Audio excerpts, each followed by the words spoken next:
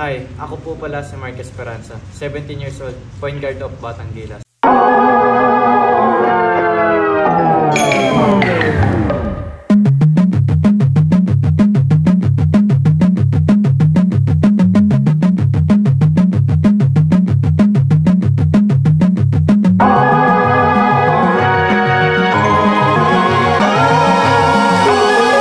Paglaro ka na sa Batang Gilas, ano ang pinaka-ultimate goal mo sa basketball?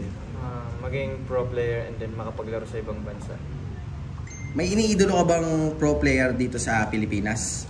Meron, Dennis Romeo. Ano ang naging motivation mo para marating mo kung nasaan ka man ngayon? Yung mga nang dadaon sa akin or nang babash na hindi ko kaya makapunta sa ganitong stage, pinatunayan ko sa kanila na mali sila. Ano ang naging experience mo sa paglalaro sa Gilas Pilipinas?